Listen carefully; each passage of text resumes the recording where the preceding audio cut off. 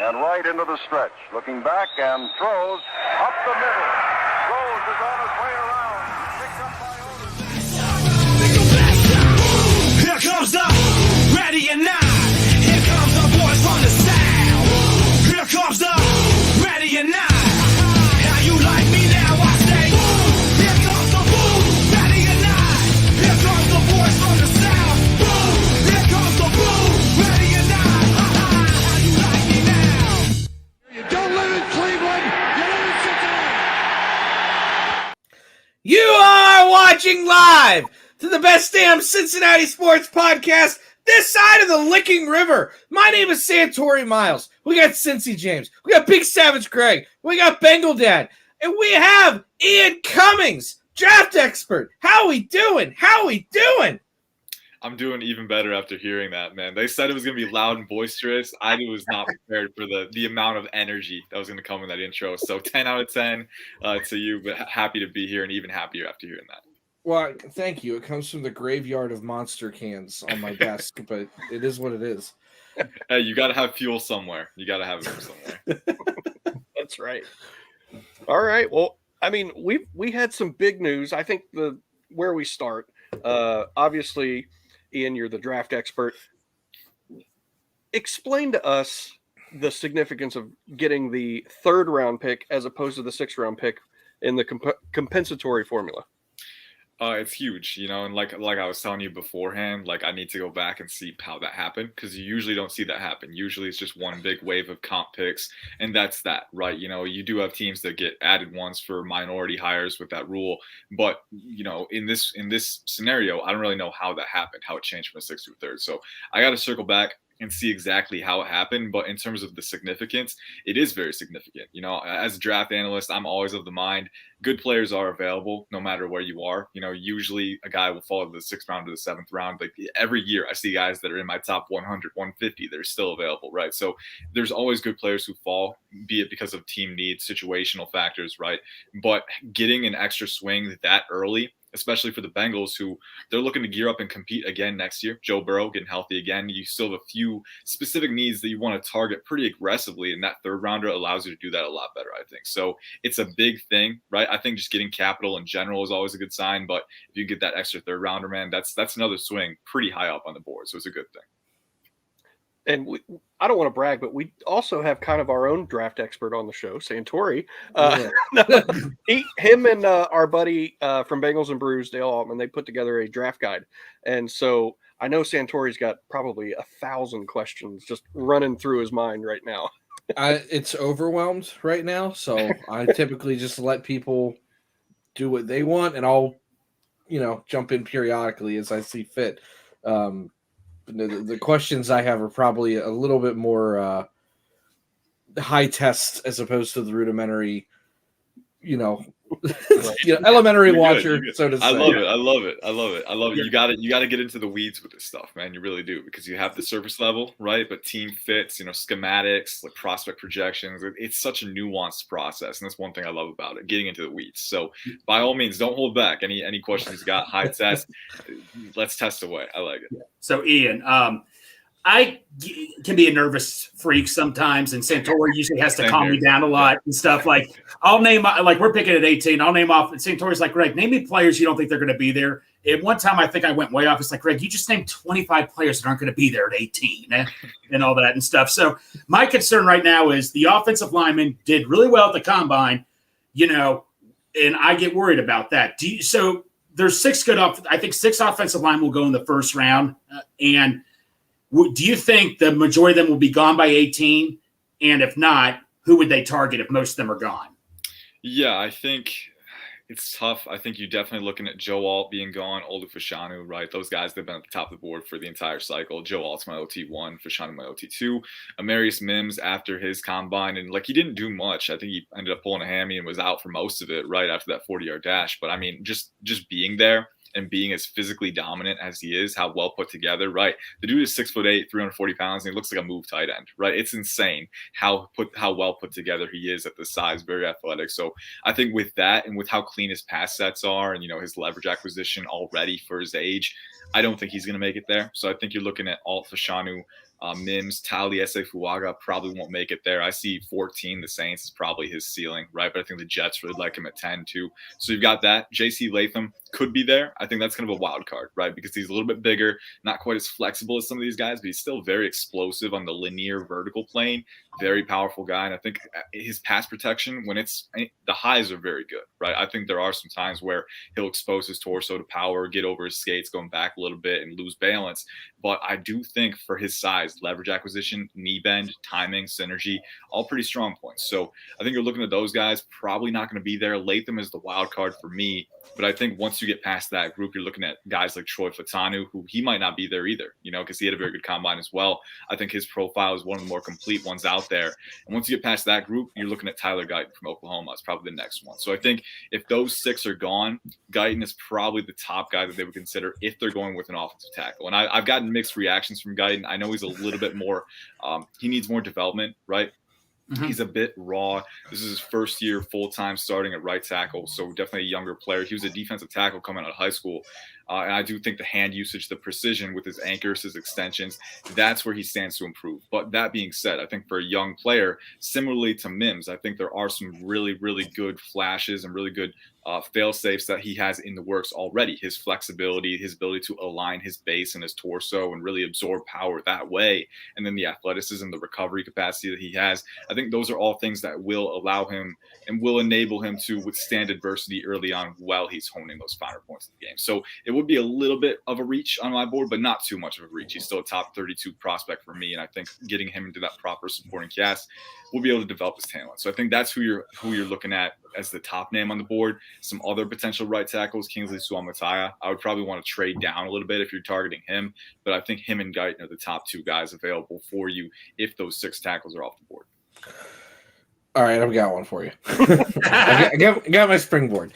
I am very much of the theory that you do not draft for need, and I know that that's not always feasible. It takes a lot of very good roster gymnastics to be able to get to the draft and not have any needs. There's maybe 2 or 3 teams seemingly every year that are in that position. The Bengals have done a good job over the last 2 or 3 years, I think, of being in those spots where they're not necessarily pressed to take certain positions.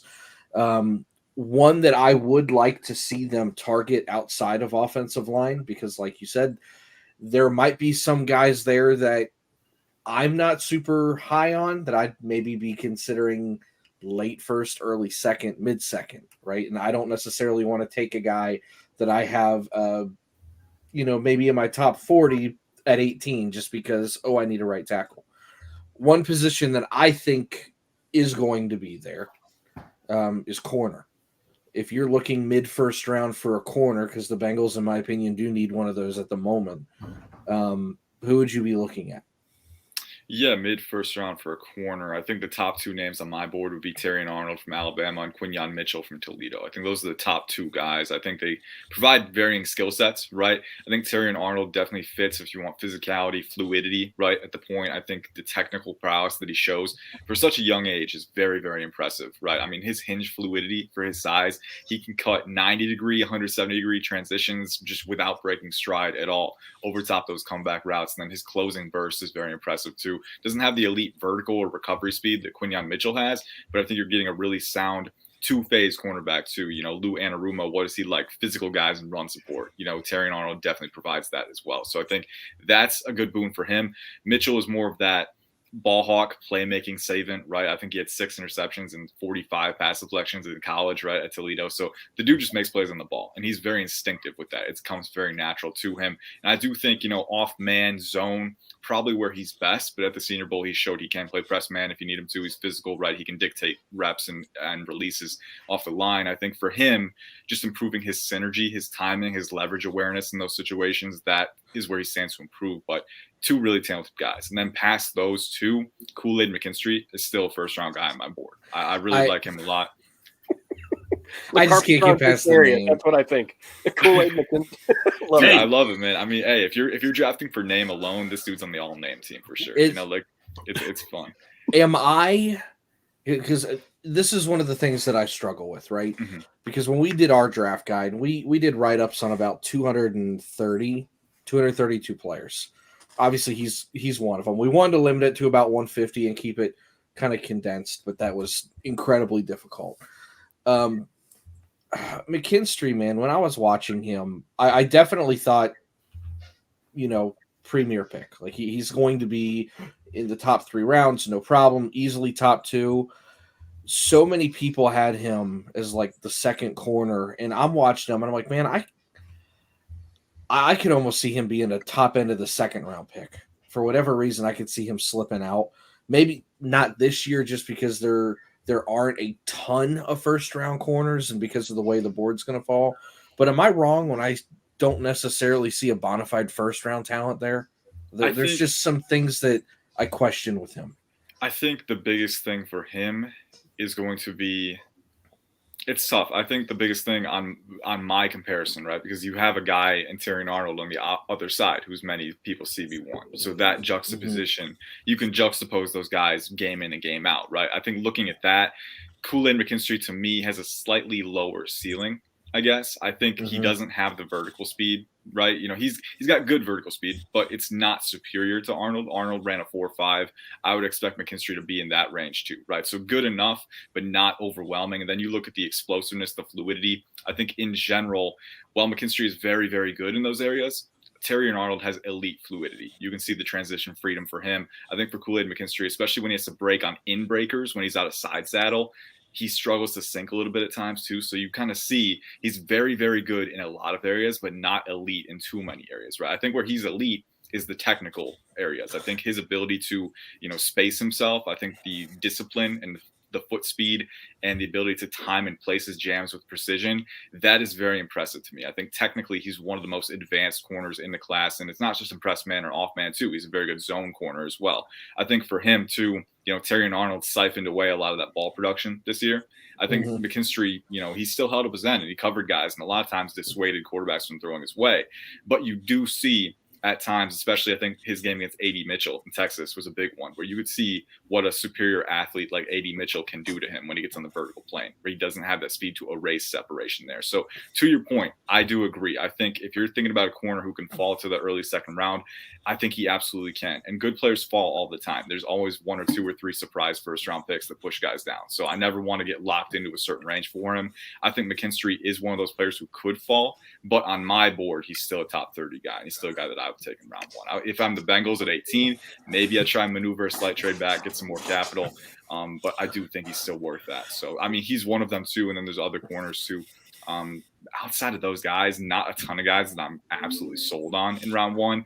Nate Wiggins, I like, but he weighed in really light at the NFL Combine, and that does show up on tape. The play strength can be a little bit of an issue. Kamari Lassiter from Georgia, absolute dog and support. I like him a lot. He's very fluid. I think he's got enough speed and explosiveness too, but again, it's just a question of ceiling, especially with a guy who's around average size. And then you got guys like Max Melton, TJ Tampa. I really like those guys early day too. I love TJ Tampa. Yeah, Tampa is one of my guys, man. Him and Max Melton, probably 2 of my favorite corners in this class. Max Melton is a freak athlete who's got that really good frame too. So, but you're getting out of the round 1, the bona fide round 1 range at that point. So that one guy that, and I'll leave this because corners, DBs, that's my realm. That's the one area I really lock into. It's probably one of my favorite to watch. It's so fun to watch those guys. And 5 years ago, if you'd have told me that's where I would have been at, I would have laughed at you. But I used to be a wide receivers coach in high school for a very, very short period of time. And then we had we'll call it a coaching carousel, and they forced me over to defense, and I had to learn DB really, really quick. So, just by the way life happens, you end up learning something you didn't think was ever going to be in your stratosphere. So that's just kind of where I dial into now. With that being said, one of the guys that I loved watching, but I guess he's got some issues, we'll say, but the tape was so fun, was King out of Penn State. I think we've got like a early day 3 grade, maybe late day 2, somewhere around that back end of the 3rd to early 5th for him. But man, some of the talent that you just see, the pure tape talent was jumping to me.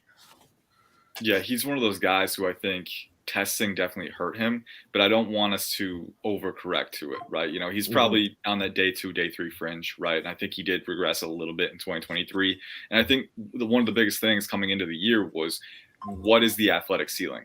Because this is a guy who's, around average size, right? Doesn't have great length, doesn't have great mass. He's not like Joey Porter Jr., who was opposite him the year before, where that length, that 34-inch arms, right? Like, it's not quite as overbearing for him. So you look at where is the athletic ceiling. And I think some of the marquee matchups, like Marvin Harrison Jr., like, you could tell King is competitive, right? He will get into your frame. He's not going to back down. He's feisty, and that's what I like. He's feisty for sure. And I think he plays beyond his frame too. And I think the technical ability is there for sure. I think the ability to play with feet first and press, and then also, manage route concepts and zone and off man. I think he does have that ability. For him, it's just, does he have the explosiveness? Does he have the vertical speed at his size? And I think that's still a question at this point, unfortunately. That said, if you are good enough in the technical realm, right, or if you are smart enough, sharp enough in zone, like he is at times at his peaks, right, you can counteract that to a degree. So he's one of those guys who you get to late day 2, especially with the Cincinnati Bengals, they have that comp pick, right? Like, hey, I would maybe take a swing on him if he's there, because that's a pretty low bargain for you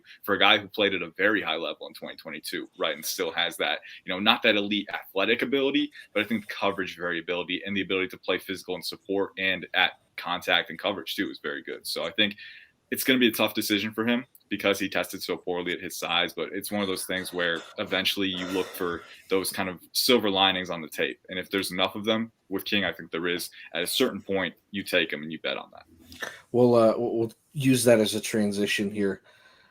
How much does the combine testing affect where you put these guys on your board? Like, for us, our board was pretty much set. There were a couple guys that were significant athletes that we thought they would test well, but they exploded.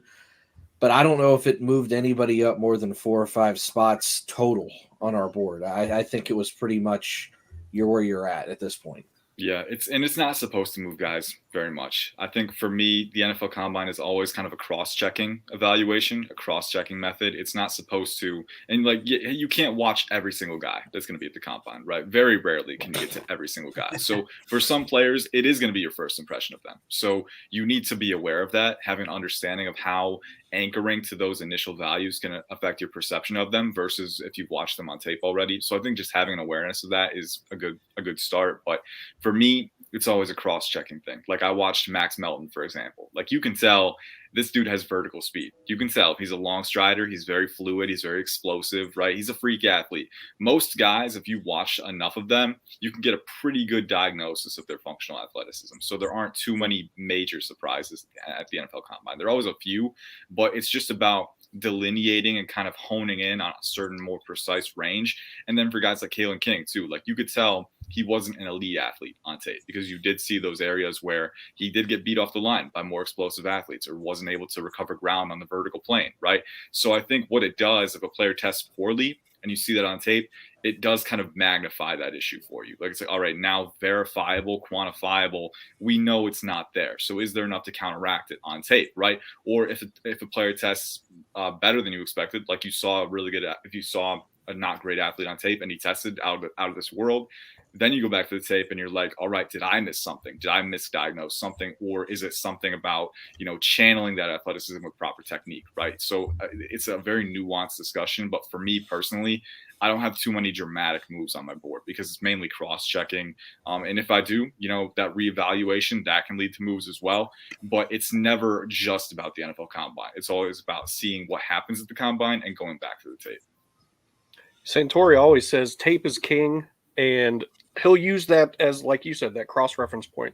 So to hear a bona fide draft expert say the exact same thing as Santori, now it makes me believe him. No.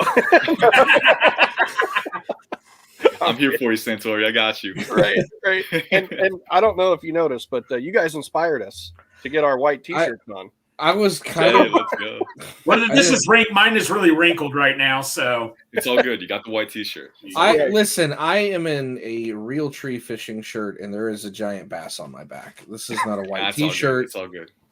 I don't know what these guys. That's all that matters. It's all good. Speaking of white T-shirts, I think Bengal Dad, it's your turn. What do you got?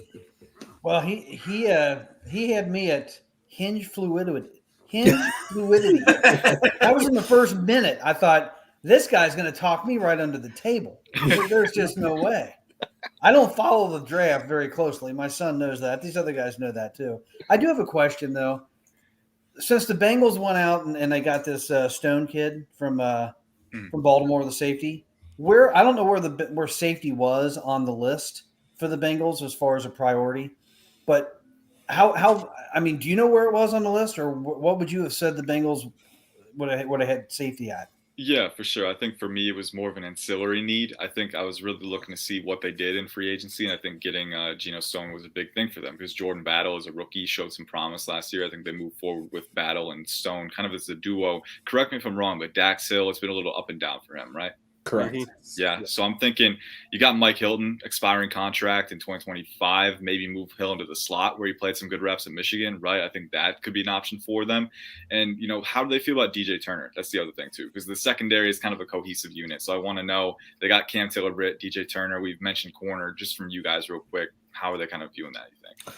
DJ Turner is one of those guys that they're not giving up on by any stretch of the imagination. Mm-hmm. A lot of people would say he was a little disappointing the second half of last year as opposed to the first half where people thought he was great.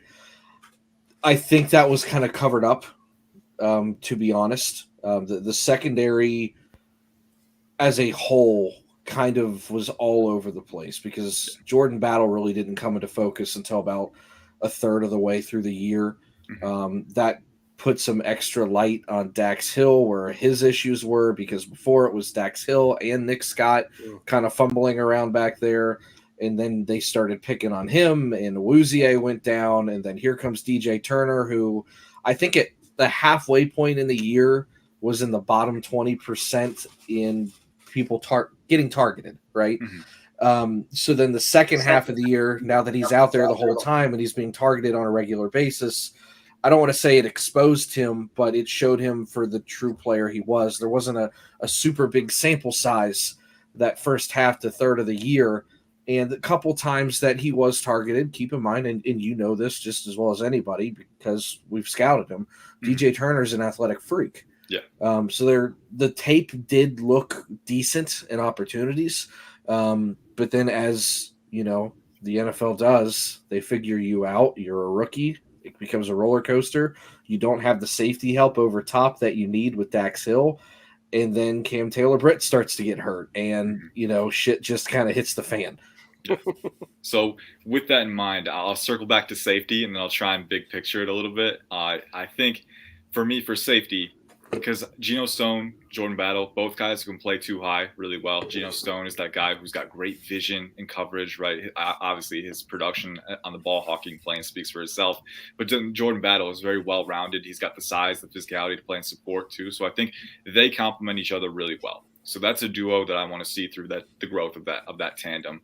I'm looking at the nickel spot. What I would do is probably move Dax Hill to the nickel spot if he struggled at safety, just because I think some of his better reps at Michigan was when he was confined to that role, when he had it all in front of him and he could plant and drive and use that elite explosiveness and physicality to come down on passes. I think that will allow him to play faster, more confident. So I would shelve him for that nickel role, right? Mike Hilton is still with the team for the time being, but kind of gear him up for maybe a transition in 2025. In 2024, you use him as that primary rotational guy, that utility guy who you can move around a little bit, but try and combine him to that. For cornerback, I would probably add some insurance because you mentioned health has been an issue. DJ Turner is still a lot lighter, right? So CTB had some injury issues too. So, but for safety in particular, I'm probably looking at it as an ancillary need. I would prioritize the trenches for the Bengals. Defensive tackle, offensive tackle. If they trade T. Higgins, wide receiver for sure as well. If you can get a guy at a proper value. I think in this class, past the early rounds, there aren't too many guys who have that size to be an X receiver. That's the tricky part, right? So if you're going to capitalize on that, you got to capitalize on it early, but you also got to take opportunities to get trench talent. So I'd probably prioritize in the early rounds, offensive tackle, DT, wide receiver in some particular way that I can. And then on day 3, I think you have some safeties who can play nickel as well. That's probably what I would look for. a safety who can play too high, but also rotate to nickel if you need him to. Evan Williams from Oregon is one that I like a lot. Tyke Smith from Georgia is another one, really physical player. There's a lot of good guys in this class that kind of have that versatility. So that's a fun part. That's where I would confine it for safety, though. I'd prioritize trenches and wide receiver first. Yeah, Ian, DTs. It's been a good day for DTs. Chris Jones, Christian Wilkins. They got some. They got some money. Let's just put it that way. In the draft, my question to you is: do you see Brian Murphy and Newton being there at 18? And if not, is there any DTs like in the later rounds that you like for the Bengals, especially third round, since we got 2 third-round picks? Yeah, for sure. I think there's a chance that could be there. I think both of them are really highly graded on my board personally. They're both top 20 players on my board, but they're undersized. Both of them are. I think Byron Murphy came in 6'1", under 300 at the combine. Now, obviously, guys are a little lighter at the combine because they're trying to run faster, right? So his playing weight is probably going to be 305, 310, somewhere around there, maybe 308. But I think with him, very explosive, torqued up disruptor, right? He's got great force in his hands. His rotational freedom in his midsection really allows him to unlock that force on his punches. And you see that a lot. The dude is violent. And then Johnny Newton is a little bit different because they're both similarly sized, but Newton, to me, what makes him special is his hyper elite flexibility. This is a guy who, whenever he gets an angle advantage on you, he can pry it through because he's so flexible from his ankles to his midsection to his torso. He can just squirm right through blocks using his upper body strength as well to finish moves. And then he's got that explosion, that veracity as a high motor threat to finish reps as well. And he's a very good run defender too. Both of them are. I think Johnny Newton, his IQ, his gap IQ, right, his discipline, and then the strength to hold the point. But then Byron Murphy II as well is very dense, very compact, and he can absorb combo blocks as well. So 2 guys who are very solid. I think there's a chance they could be there. And if they are, that's a compelling proposition for me. Like, I would really consider taking them if either one of them is there. If they're not there, I think you go to day 2. And it kind of depends on what you're looking for, because I know DJ Reader I think they're moving on from him too, right? Nose tackle. So you definitely need that 0 tech or 1 tech. Are they moving on from him? Just to confirm? It's down to the Eagles, Lions, and Titans, I believe. It's down to those 3 teams. Yeah, so you have a need for a nose tackle and a 3 tech. That's the problem, right? So you definitely need to get multiple roles. So once you get to day 2, you're looking at both, because you got Tavondre Sweat, you've got McKinley Jackson from Texas A&M. I like both of those guys. I think McKinley Jackson, it's kind of a trade-off because Sweat's a little bit longer. I think he's a little bit larger, more surface area to work with. McKinley Jackson is so well leveraged, and he's explosive. He's twitchy. He's got some pass rush upside from being a nose tackle too. So you can get one of those 2 guys for sure. And then if you need a 3 tech, Ruke Arororo from Clemson is very fun. He's explosive. He's very alignment versatile as well. He can play 3 tech, 4-eye, 5 tech if you need him to. A very powerful player. Leonard Taylor III, if he's there from Miami, I do like his upside. I think he's a little bit more underdeveloped, but he could be something down the line. And there's a few more. Like, there's a lot of 3 techs in that range. I know I'm going to forget one, but Dwayne Carter from Duke is another one that I like a lot. Another really low to the ground, explosive, powerful guy with really good run defense ability. And he was a 3-year captain at Duke, so he's going to win guys over in the interview room. He's a fun one. I'm going to try and pull up my list here real quick to see if I'm forgetting any more. I've got a name for you on the line. And I know he's a little older. I don't know if it's just due to whether it's transfers or COVID or probably injuries or all the above. Is it Braden Fiske you're talking about? It is not. Oh, shoot. Not. Okay, I was going to try and guess it. No. This is probably a day 3 guy. Okay. Tyler Davis out of Clemson. Yes. Yeah. I really like Tyler Davis. Yeah. I know he's he's already like 30, but I think the bigger thing for him is going to be the injury history, because there were a couple seasons where he missed a few games with an injury. So that'll be the biggest thing. But from what I heard, he wasn't flagged at the combine. So I'm hoping that he'll go somewhere in day 3, hopefully early day 3. But if he's there, I think a really good value deal. Back to his early days at Clemson, man. I mean, it's just a very explosive, compact, sawed-off rusher that you're looking for on the interior, but then also a very instinctive, high-motor run defender too, like you said. So he's a value deal for sure. I like him a lot. Like I said, Fiske is another one, super high-motor guy, very athletic, very explosive.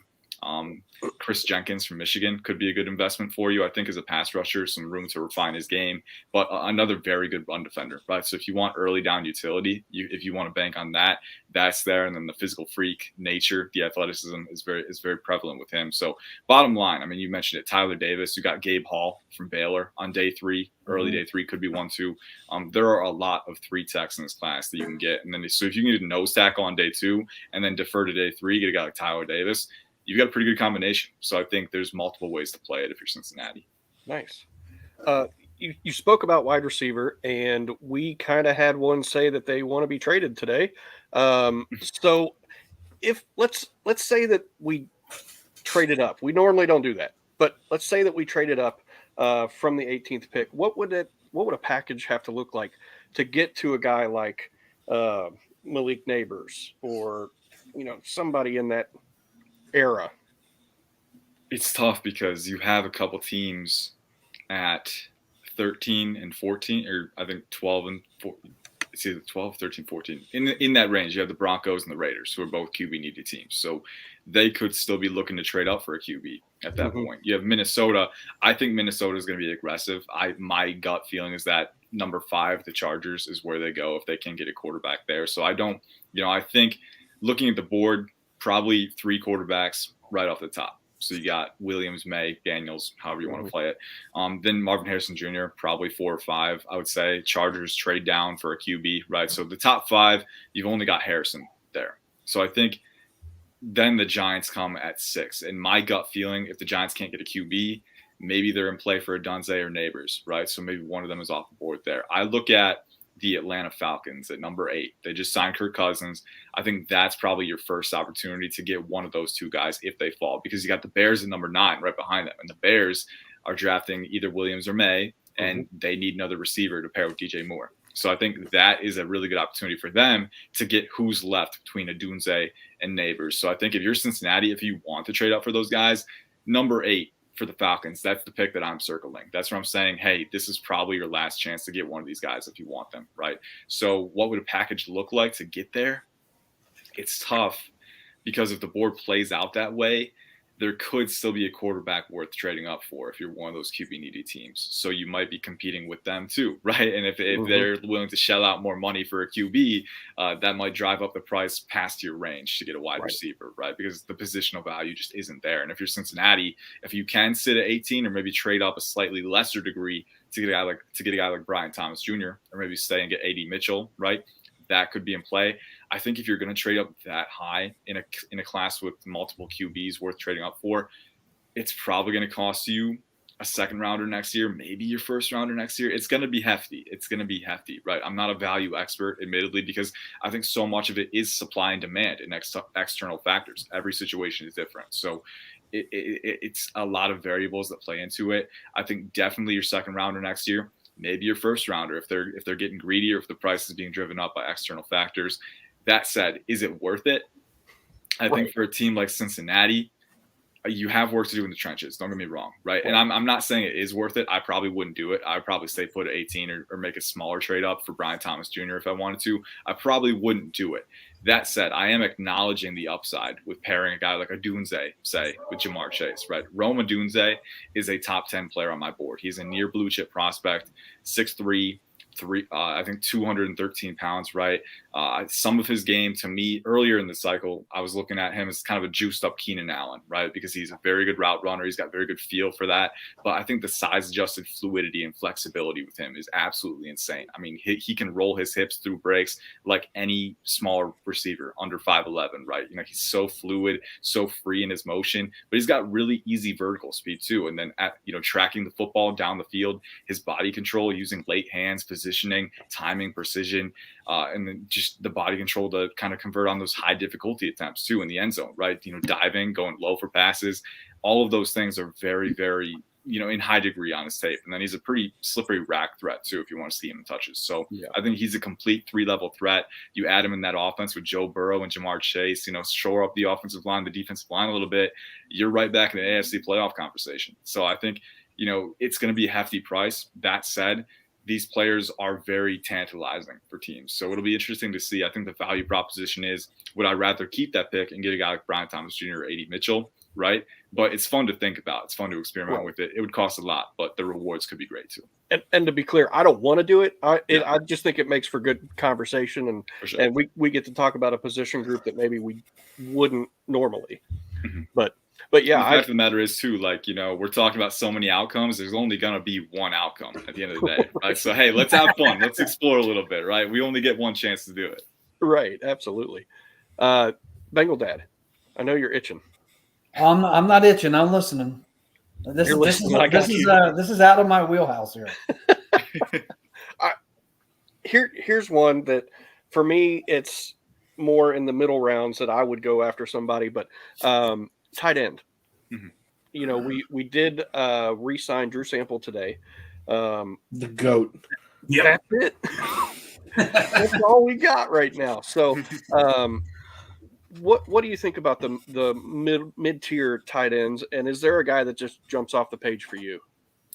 Yeah, and it's going to be interesting to see how the tight end board falls in this class because past Brock Bowers, right? I don't think any guy's worth obviously round one consideration, but even on day two, some of these guys could fall because of how much other positional volume there is, right? Ben Sinnott from Kansas State is my tight end too. I would take him top 75, but it's tough to know where he's going to fall. Jatavian Sanders is in that tier too. So I think, if only those two guys go on day two, or maybe one other guy, you're still looking at players like Cade Stover, Theo Johnson, Jared Wiley being available on, day three. I think those guys can be very appealing in that range. So yeah, Ben Sinnott's my guy, man. He's very versatile. I think for him, the similar appeal that Sam Laporta had last year with his all-encompassing versatility, right? As a route runner, alignment versatile, scheme and touches, but he can separate independently too. Very strong hands over the middle.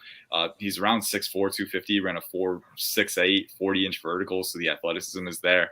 I'm a big fan of his. I think right away you can insert him in an offense, and he can block as an H-back too. I mean, you can have him as a lead blocker, just a really versatile, high-utility player. So I'm a big fan of his. I think he would be worth that comp pick in round 3 if you want, but on day 3, the 3 names that probably stand out to me, and I'll throw a fourth in there a bit later on day 3, is Eric All from Iowa.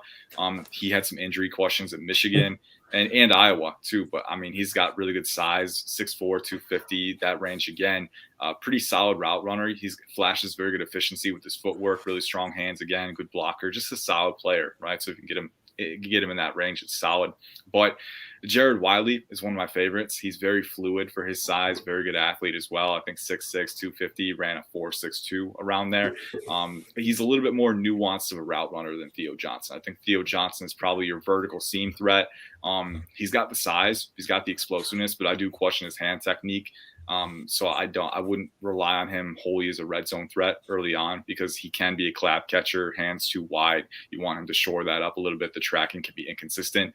My favorite guys on day 3, if you can get him, would be Jared Wiley and then Cade Stover. Cade Stover is not quite the athlete that Wiley is, but he's just clutch, man. I mean, you get him a ball up the seam, he is going to snare it. He's going to come down with it. He can box guys out. Very good red zone threat. Very good seam guy. He's got good rack too. You get him the ball in space, he's physical. He'll churn forward, and he's a good blocker too. So I think, if you're looking for guys who can enter the rotation, be solid blockers, but also give a little extra in the receiving game and kind of be that target funnel that the Bengals haven't had at tight end for a while, right? Not virtually ever with Joe Burrow. I think Jared Wiley, I think Cade Stover could be solid options there, and then Eric All later on day 3 could also be a value deal. I bet I have something that you can add to your scouting report about Eric All. All right, shoot. Uh-oh. He is the single best Chipotle delivery guy in the Cincinnati area. That's actually, dude, Chipotle is like at the top of my list. So that's actually, So I might have to give him a round booster too. Yeah. My wife worked with his mother all through when he was in high school to the point that he was getting his scholarships. So it's one of those things where I haven't been doing the draft guide stuff for too long, but it was one of 2 years in a row where I've actually had to do a evaluation on someone I know, and I'm like, oh, this is tough. But my wife snuck into our draft guide. If you ever end up with a copy, and I'm pretty sure it says he's a good kid. He used to bring his mom Chipotle, so that made the draft guide. But one guy I'm not gonna say I like, but one guy I think I would take a flyer on. and it's terrible because I can't pronounce his last name because I haven't heard it said yet. It's the kid from Illinois, starts with an R.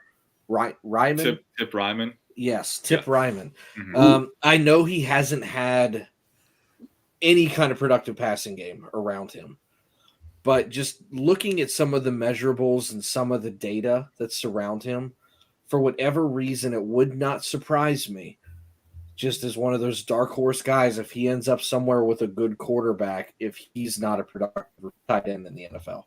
I do think physically there's a lot to like there, but there's just been no pass production, to say the least, around him in his college days. Yeah. And to be fair, Illinois' passing offense hasn't been very conducive to that in recent years. I mean, obviously, Right. Isaiah Williams has been a target funnel. Casey Washington has been solid. Pat Bryant as well. But, there wasn't a ton of opportunities for a tight end. And I will be honest, Tip Ryman is one guy that I need to go back and watch in depth a little bit more. I have an impression of him, but I haven't scrutinize the catching technique and the route running to the level that I have with a Theo Johnson or Kate Stover. So I need to watch a little bit more of him. He's definitely at the top of my list after the NFL Combine at the way he tested. From what I've seen, very good blocker. And I think at the Shrine Bowl and drills definitely showed that as well. And I think the athleticism is there to mold, as you said, with the NFL Combine testing results. So I've got him circled as one, like you said, one of those late round flyers.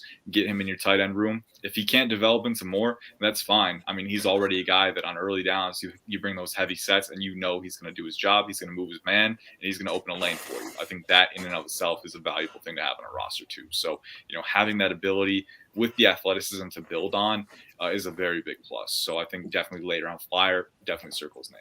Yeah, we've got him, I think, as a 6th or 7th round pick. Definitely late day 3. I think it's someone that immediately comes in and is on, your goal line sets or your field goal protection unit as a wing. One outside. guy that I think of is Ko Kieft, who ended up I think signing with the Buccaneers as an undrafted free agent, but then stuck around on the roster. And again, just blocking, right? That's such a big focus in the running game. If you have a guy who can do that and maybe have a little bit of value in the passing game in spurts, sometimes that's enough to hold a roll. So I think absolutely. Gregor? Yeah, speaking of blocking, Drew Sample, where did you – I'm just curious. Did you have him as a second-round pick when the Bengals drafted him back in 2017 or 18? Where did you have Drew Sample? I'm just curious. So actually, that's a tough one. That's beyond my sample size as a scout. I was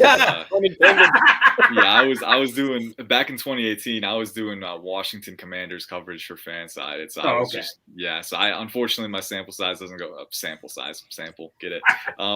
It doesn't go back that far. But, I wish I had more for you. I might have to go back when I have more time. I'm not going to. I need to use the summer to actually vacation. But sometimes you get that working urge, like I gotta keep going, but I'm not gonna go back. Sometimes I wish I could go back and kind of, revisionist, see what I missed with guys that I wasn't able to, evaluate, but I wasn't. That was past my sample.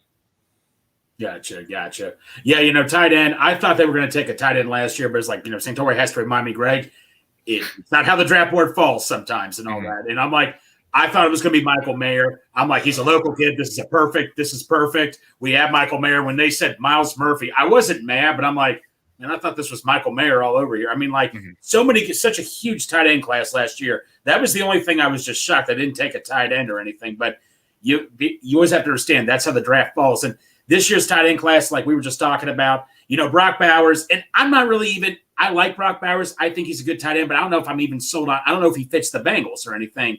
Sanders, tell me a little bit about Sanders out of Texas, if you would. Yeah, for sure. I think, broad scale, what Bowers provides, he's kind of like a light version. I think, not quite the size speed athlete that Bowers is. And that's not saying much because Bowers is a freak, right? It's kind of what he gives is something you don't see every day. But Jatavian Sanders, for me, is a guy you can scheme rack touches to in the short range. Get him that he's very explosive. That acceleration. He maxes out a little bit faster than Bowers. Doesn't quite have that range that he does, but that explosion, that burst, and that contact balance, the physicality, forward pressing physicality in open field. That's what he provides. He's very good at churning through tackles, generating rack, and I think up the seam too. He can use that acceleration ability to generate early separation and routes. And then at the same time, at the catch point, even when he's kind of crowded, he can snare passes beyond his frame. Very good instincts, very good extension ability. I think those are the things that you'll get with him. I think if you're looking at a tight end within that seam, red zone, rack framework, that's what Sanders provides for you. And he's a solid blocker too. He's not an elite blocker. I think there are times where the effort can be a little bit better, but I do think overall, well-leveraged guy who's explosive, who's got really good strength, power, and I think he can move guys on the boundary if you need him to. So rack, seam, red zone, he gives you that, even though, as an independent separator, there's still a little bit of work to do. I think he's a guy that you want to scheme touches to more than have him create on his own, but the talent is there for sure. Now we're coming up on 45 minutes. Just want to make sure you're okay on time. Yeah, for sure. I'm good. I got dinner waiting on me at some point, but I'm not hungry right now. I'm hungry for draft. That's all I'm good. Hungry for draft. Exactly. That's what we should have named the podcast tonight. Hungry for draft. There you go. But okay, so let's go to let's think of somebody we haven't talked about yet, like a position group. Let's go. I've got one. Here we go. I was going to say offensive guard, but I've got a quarterback I'm not high on at all. And this is one of the things that I struggle with writing a draft guide, because we've only been doing it a year or two. When I do my guide, do I do it where I think they're going to go, or do I do it where I'm making my board, and if this guy I absolutely wouldn't pick, but somebody else – consensus is high, and I know he's probably going to go in the second or third round, but I'm like, absolutely not, wouldn't touch the guy with the 10-foot pole. Do I still put him in the second or third round? Like, how? My guy with that is Michael Penix. I do not like Michael Penix. And it's for reasons that are maybe an old school reason to not like somebody. It's the left-handed. It's the throwing motion. It's the stuff that you can't necessarily put a quantifiable stat on, because the throwing strength is there. The accuracy at times is there. The age bothers me. The injury history bothers me. But there's so many people that still are in love with Michael Penix Jr., and I just wouldn't do it. Yeah, and I think it's an argument for me. It's process versus results, I guess. Kind of. I think with Penix, the mechanics are definitely kind of wonky, right? You look at his mechanics, definitely very arm dominant, not a ton of lower body action. I think there are times where you get better rotation, and I think that footwork too. He's not very comfortable when you move him off his spot. He's just not the creator that a Jaden Daniels is, or Caleb Williams, or even a Drake May is, right? A little bit stiffer. I think when you work him off the spot, that's when the mechanical aberrations can come. That's when the inaccuracy can come at times. That said, I do think the lefty thing doesn't concern me a ton. I think, like you said, he's got the drive velocity. It's there. The arm strength is absolutely there. The medicals is one where it concerned me heading in, but I wanted to see how the NFL Combine evaluations process that. And we heard from Ian Rappaport that teams had cleared him there. So I'm good on that. That's one where, all right, I'm not going to worry about that too much. The age is one where, yeah, I'm aware of it. But then I look at, is the processing there? If the processing isn't there, that's when I worry a little bit, because, if you're 24 years old, you're closer to being maxed out. So, can you get that? It's not as easy a question to ask if he doesn't have it. That said, I think with Michael Penix Jr., one of the stronger areas of his game to me is the field vision, is the ability to understand and process concepts. I think that's a strong part of his game. Being able to pick out those windows outside the numbers, layered intermediate throws. I think that's a strong point of his too. So I think for me, the age isn't as concerning, because I think already you have enough of the mental building blocks to be a solid passer at the NFL level. For me, I think the biggest thing, like you said, is the mechanics, right? Because the arm dominant ability, the discomfort moved off a spot. At the NFL level, you have to be able to create. It's just something you have to be able to do. And I think when you get him running vertically, just straight line, he's good enough, but not super versatile to the way that a Jaden Daniels or a Caleb Williams is, right? So I think for Michael Penix, you're probably confined to a pocket operator largely, and I want him to be a little bit better at navigating the pocket, kind of staying in his base. That said, I do think the processing is there, the drive velocity, the competitive toughness, right? I have a fringe first on him. I think he's in that group where if the medicals aren't a concern, I would consider trading back into the first and getting him because there's enough talent there. But I can understand the reservations too, because, mechanically and with the accuracy too, the situational placement is not elite. And there's some variance, some volatility with that. You wonder how it's going to translate at the NFL level. But at a certain point too, if he has it up here and he's got the drive velocity, the arm strength to maximize that, and the arm elasticity too, to adjust his throwing angles, that's enough for me to take a swing on that at a certain point. So I understand the reservations. He's a confounding case, and I'm really intrigued to see where he lands, and because I think that'll play into how he ends up too. So I do want to talk about guard because we've got a left guard, Cordell Volson. Some fans want to move on, others want to keep going with him. If the Bengals were to look to try to upgrade in the draft with that, how high would they have to be in order to do that? Not saying that you take one at 18, but in that second round, is there a guy that kind of jumps out to you that could maybe fulfill that role? Yeah, if you're looking for a bona fide upgrade, right? Because at different tiers, like round 2, round 3, decent chance to get an upgrade. Day 3, a little less of a chance, right? So it's a trade-off for sure. If you're looking around 2 guys that stand out to me, Christian Haynes from UConn, love that guy. One of my favorite players in the draft.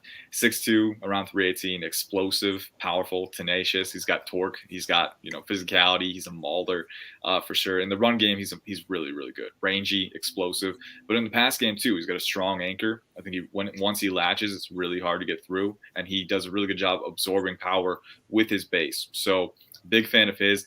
Cooper Beebe is an interesting one because he's definitely dense. He's compact. He's got good mass. Doesn't have as much length as Haynes does, and that can impact his range sometimes. Sometimes he'll overextend a little bit to try and compensate and bend at the waist.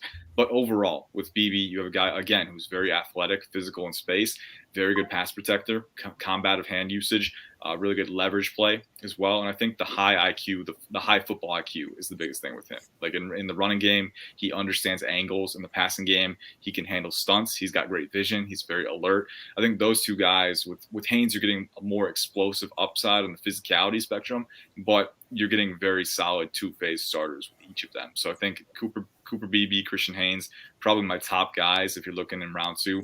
One more name I'll throw out there, though. Yeah, he played tackle at Yale. I think he played guard a little bit earlier in his career, but Karan Amagaji from Yale is one guy that I'm very high on. He's explosive. He's 6'5", 320, 36-inch arms. So he's a build and offensive lineman. Like if you could build a guy in a lab, this is how they would come out. And he's very smart, very intelligent, very early in his developmental arc. I think right away he'll give you tackle depth, but you can put him a guard, and he's got incredible upside there. So Karan Amagaji, another guy that I like a lot. Once you get to round 3, round 4, you're getting guys like Brandon Coleman from TCU. Day 3, you got Zach Zinter from Michigan, Isaiah Adams from Illinois. I think some of those guys have merit. I think some of those guys you can get them in and they can provide value for you. But I think your best bets are guys like Cooper Beebe, Christian Haynes in round 2 for sure. All right, I got a fun one. We'll go outside the box here a little bit because we are coming up close to about an hour. One of the things that I try to do on the show, for me at least, to build some credibility, because I can talk about all the things I got right and replay it. I like to talk about the ones I get wrong too. What's your biggest late round winner? Got that one right? Knew it? Like felt really good, and the guy's been great. And what's your biggest whiff? Biggest late round winner. Shoot, man, I got to keep track of it better. Once I move on to the next cycle, that's my whole focus. I got to go back and kind of look. I'd say there's been a few that have turned into solid players. I think, Cam Bynum from Minnesota, the Vikings safety, was one. I liked him a lot out of California. It took him some time, but this past year, I think he really came into his own and became a solid starter. Carrington Valentine, this past cycle for the Green Bay Packers, was the top 75 guy on my board, and he ended up going in round 7. But then he ended up breaking out, starting 12 games, 9 pass deflections. He had some really good moments as a rookie. So that was one. Keaton Mitchell, who went undrafted to Baltimore, ended up giving them a really nice spark. I had him as a top 100 guy on my board too. So that was a fun one to kind of see that speed translate. And then I think the biggest one for me, though, was Amon-Ra St. Brown. He went, I think, round 4. I had him as a top 50 player, fringe round 1 guy. So I was really excited. I grew up in mid-Michigan, too, so seeing him go to the Lions was extra special. But those are fun ones. I think the biggest misses for me, definitely quarterbacks, just quarterbacks in general. Back when I was starting out, I was big on guys like Josh Rosen and Zach Wilson, and I whiffed hard. I mean, I was like, yeah, these guys are going to rework these offenses, right? And I'll be honest, I knew nothing about QB evaluation back then. I knew absolutely nothing. But I was big on those guys for sure, and even after they kind of flamed out, it's like, oh, well, maybe there's a chance. No, there's probably not a chance, right? So, yeah, but I think each miss comes as a learning experience, and that was big for me, kind of understanding, all right, what does it actually take to win at quarterback, right? And what are some of the ways that some of these guys who are flawed prospects can survive at the college level, but not at the NFL level? Where's the disconnect there? So those were big experiences for me to kind of counteract that. But yeah, if I was a GM, I would have taken them in 2018, 2019, and I would have gotten fired for sure. Those were big misses for me. But also, I think the misses serve as learning experiences for sure. Yeah, I've had some major whiffs in the quarterback room too. Probably my biggest misses are in the quarterback room, and I think a lot of that comes into what position they get drafted, what coach and what situation and they also fall just into. how big a position quarterback is to play. Right. If you're going off of just pure arm talent, Zach Wilson coming out of BYU was off the charts. Like there was everything to like about Zach coming out of BYU arm wise. Now we've learned mentally that didn't necessarily translate. My biggest whiff was probably Blaine Gabbert. I say that like he's still not playing 13 years later. But man, like I was a sophomore or junior in high school. Carson Palmer had basically just quit. And I was like, man, we need a quarterback. And I'm not sure about Andy Dalton. And I knew we weren't going to get Cam Newton. So I was like, I like this Gabbert kid. And then we took AJ Green. And I'm like, what are we doing? We need a quarterback to throw the ball to. Oops. Yeah, so I've had my fair share of not good ones, for sure. And I think having the confidence, though, to know that you're going to miss on some guys, but still put it out there.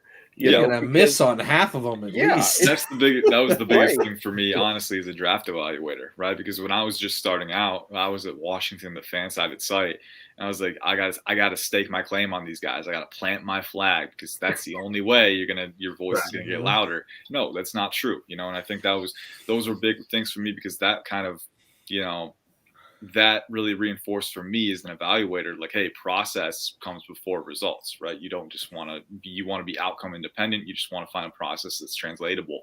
And so that kind of cascaded to me building the grading scale, to me, just always trying to be introspective with it. Like, hey, how can I improve? Where did I miss? Right. Things like that, it really helps you understand that you're never going to bat 100%, right? So stop getting caught up in that. Just try and create a process that's translatable, sustainable, and keep building it up. That's really all you can do. I do have a quick question. When the Bengals are evaluating talent, what seems to be a common thread is they like to go after team captains. Do you give that any level of weight when you're evaluating a player? It's something I want to be aware of for sure. I think for me, in relation to the Bengals, there is a little bit of a perception issue. The Bengals have a lot more information to go off of, right? They can talk to coaches. They can get inside the locker room. They can get that hands-on, on-site information about these guys, not just beyond knowing their captains, but how were they a quality captain, right? Were they actual active leaders for their team? And, usually when you're a captain, 99% of the time, the answer is yes, right? So it's always a green flag, but the Cincinnati Bengals and me differ because they have the resources, the personnel to go the extra mile and get the entire character framework for those guys. I try to be aware of it, but I also understand, like, I'm a media scout, right? I don't get inside the locker room, inside the doors like they do, right? So you understand where your reach is limited, but you do maintain an awareness of it. Like Dwayne Carter from Duke mentioned earlier, like, hey, 3-year captain, that means something. When you're voted a captain 3 years running, these teammates trust you, right? They believe in you. That does hold weight for sure. So for me, I maintain an awareness of it, right? And let's say I have 2 prospects who are, tied on my board, like raw grade, completely tied.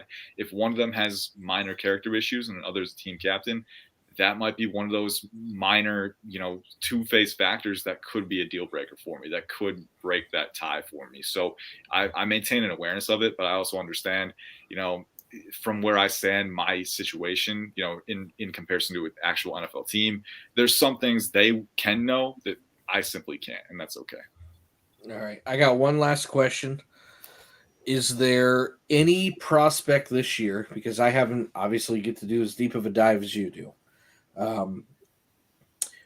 that falls in that Vontaze Burfict realm where the talent and production, everything's off the charts, but for whatever reason, on the field issues, off the field issues, whatever, they could very well go undrafted. Just somebody that, if they had that clean record, they'd be a first-round pick.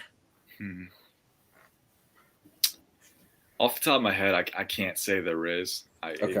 It's that's always usually that we're seeing more and more. That's a unique case, right? And usually I think what we're finding now is that we're starting to get ahead of it a little bit more. Like if it's something that you're going to factor into your grading, your evaluation early on in the process, as opposed to later, right? So right then you can free up space for other prospects who are maybe more deserving of capital, right? I think we're starting to get to a point, as evaluations become more and more comprehensive and as teams are more and more proactive on that front, where you're not blindsided by it as much. So from my perspective, and again, like I said with the last question, my perspective is a little bit limited on that front. But from where I stand, I don't think there's too many of those cases this year. Well, I can't wait to go back and watch this again and write down all the information that you said. There is so much information in this episode. I know I speak for everybody just saying thank you for coming on, number one. But you can tell that it's a passion for you, yes, the NFL draft, and it really exudes from you when you're talking about it. Yeah, I mean, hey, I'm just talking, man. That's what it is. Sometimes I talk too much, and then in my head, I'm like, Ian, shut up, stop, wrap it up, find a way to wrap it up. But no, it's fun. It's a lot of work this time of year for sure. It's a grind, but this is the home stretch. This is what we live for. So just trying to see what happens, and it's tough, because soon it's going to be over, and we're going to know what happened. Right. And all of this speculation will be for nothing, but it wasn't for nothing because we got to learn a little bit. We got to expand our horizons, and that's always a good, kind of valuable pursuit for sure. I do have one more question. So the draft is April 25th, 26th, 27th. Mm-hmm. How soon do you start prepping for the next year?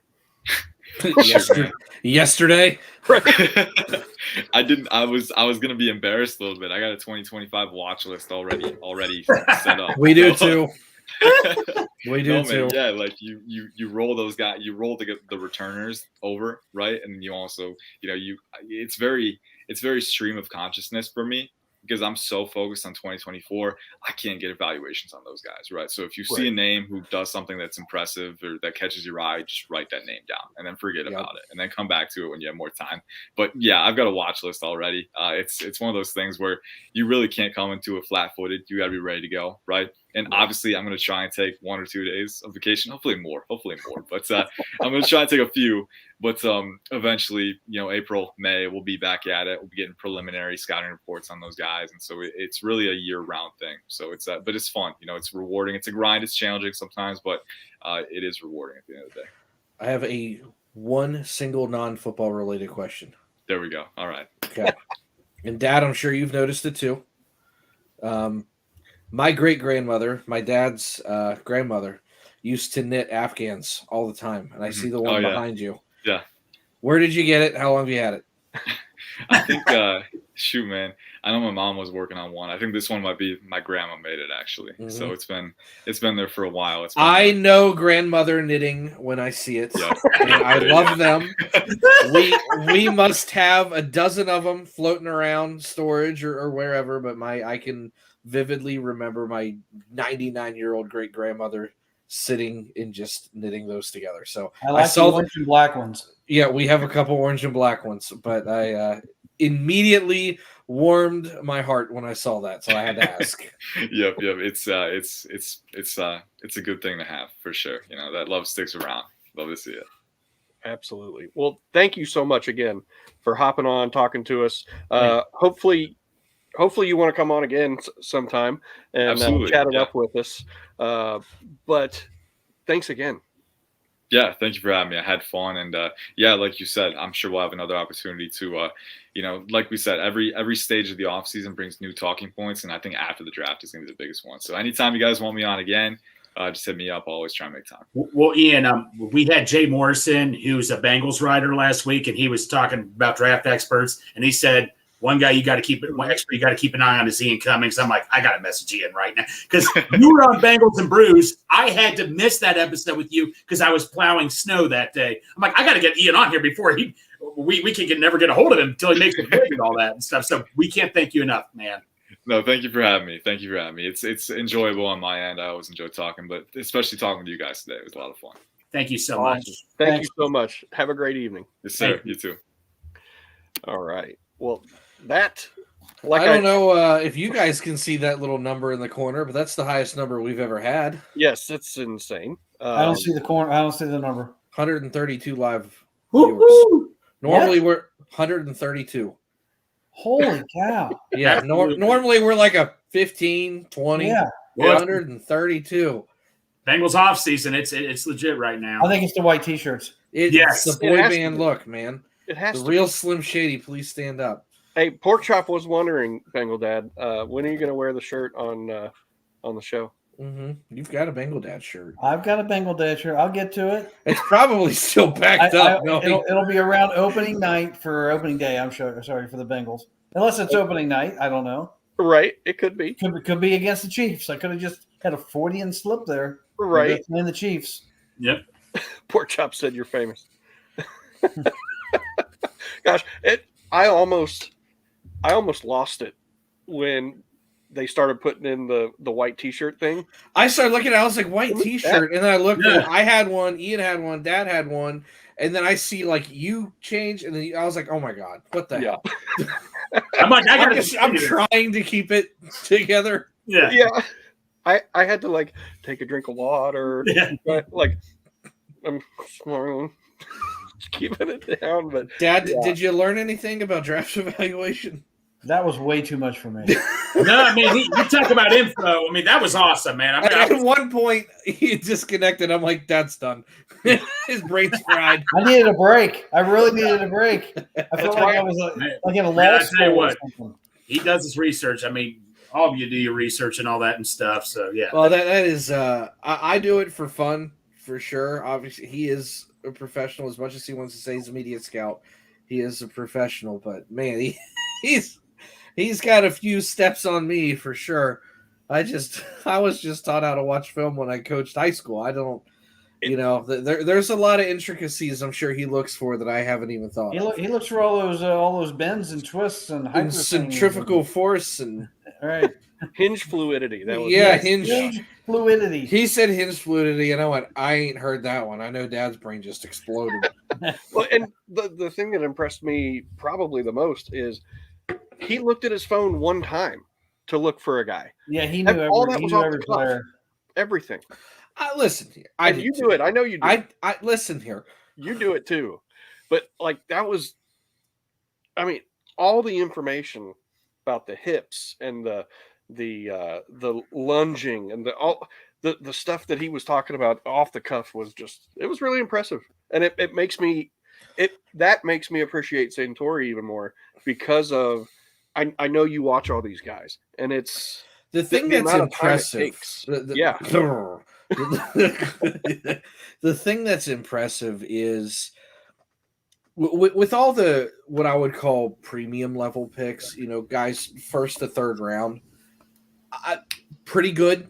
You know, I could probably tell you the name, school, what I think about them. You start getting to the fourth and fifth round, it's a cluster. It really is. A lot of these guys start blending together.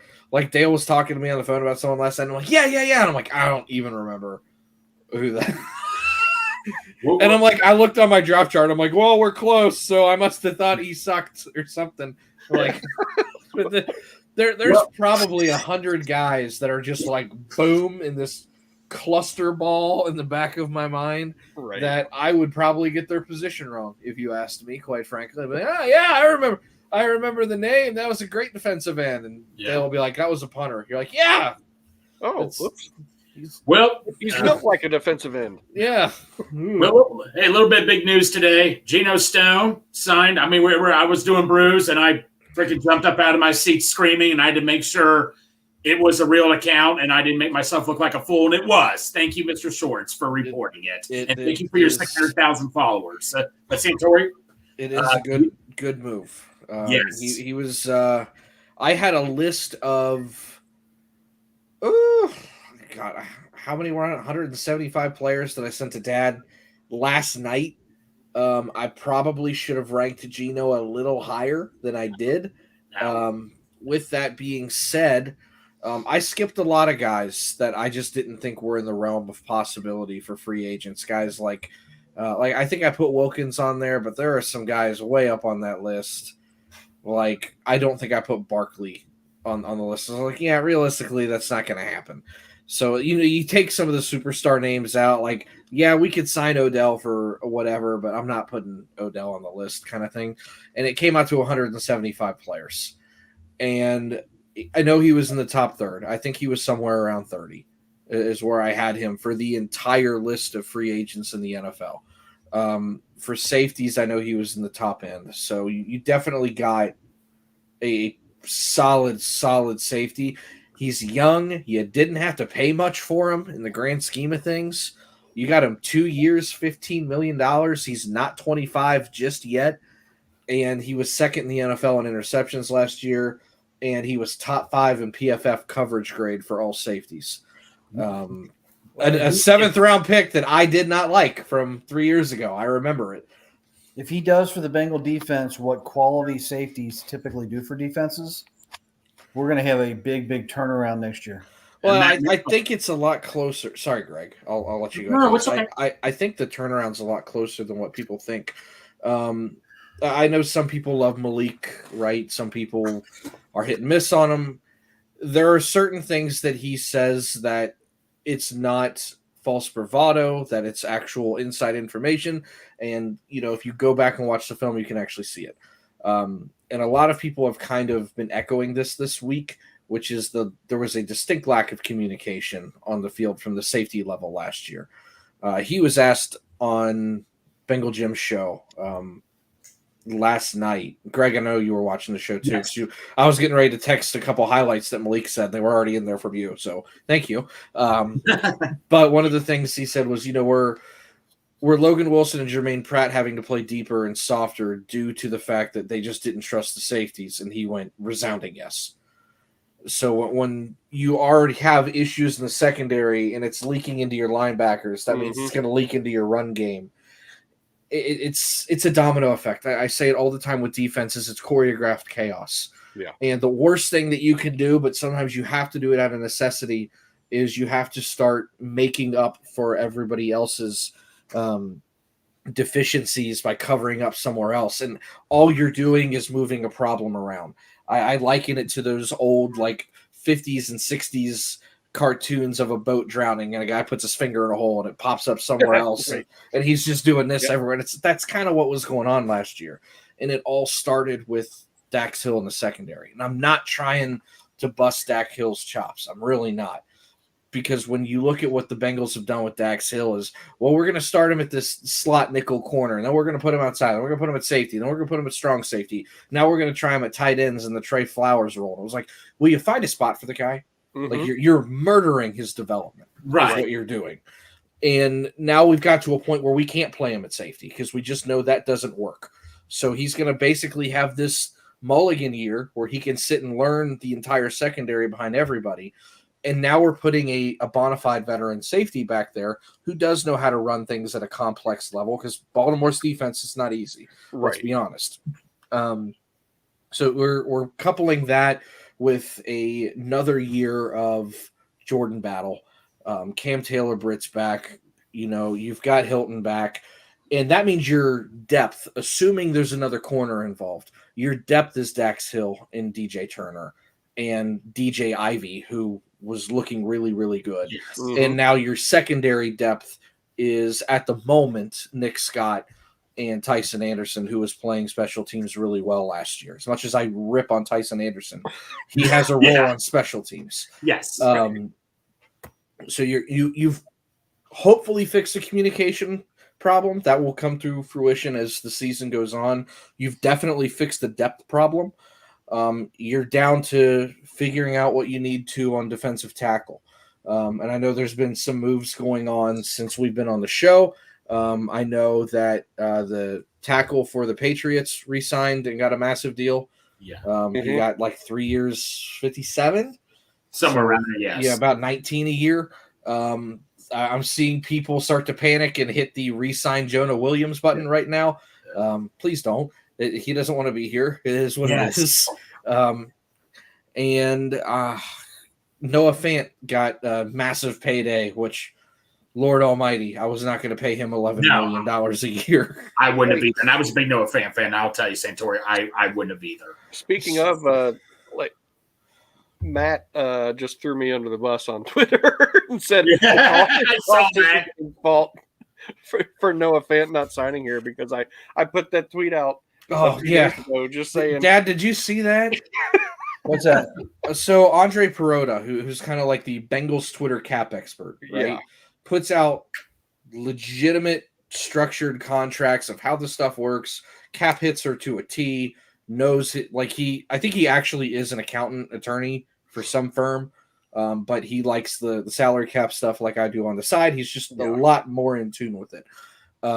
He put out a proposed contract for Noah Fant, and James retweeted it and said, well, if this is what it's going to take, I'm going to pass. Not necessarily a slight at anybody. It's just it was expensive. And Noah Fant liked the tweet. Yeah, very weird. He liked it. And at one, Malik retweeted it, like, you guys need to calm down. I went at Malik, like, don't mess with my friends.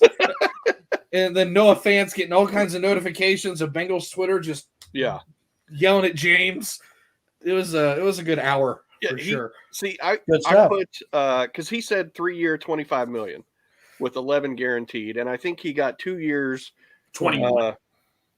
21 million. So he actually got more than what he projected. And I said, if this is what it would take, I'd pass on Fant. Give me Hurst for cheap, Hudson for cheap, Sample for cheap, and draft someone in the middle rounds. Pay for the trenches, and trenches in all caps. And then all hell broke. That happened. Noah Fant. And then it took off. Everybody called me an idiot and all this stuff. And it was pretty funny. I'm sitting here just like, I didn't even know it happened. I was watching a movie with the family, and all I see is Santori's text. I'm going to fight Malik because he talked about names. Like, I will fight him in all caps. Yeah, I was like, what? And then Malik was, and then I was like, Malik, like, you don't know what he's just like, I think you're misreading what I'm saying. And then I had this moment in B-dubs where I was like, am I wrong? So I was like, I like sent that to him. I was like, this is a genuine question. Did I misread what you're saying? And he's like, yeah, this is what I meant. I'm like, oh, dude, I'm sorry. And then it becomes this flurry of apologies all over. Yeah. It was just a big. I'm apologizing to Malik. Malik's apologizing to Millie. Malik's apologizing to James. The only person that is sitting there going, what the hell, is Noah Fant going, what? I have watched a fight and apologies, 3 more fights. But he's probably going, hell no, I don't want to go to that city. These people are insane. Yeah, so it's my fault. It's your fault. Sorry, guys. But a little bit of announcement. We just re-signed Akeem Davis, gave it a 1-year deal in Santori. I've told you, and you've told me you were very high on him. I mean, I know he didn't do much last year, but heck, gives you another depth piece, right? Well, I mean, he was extremely athletic. He has the role that I thought he would have.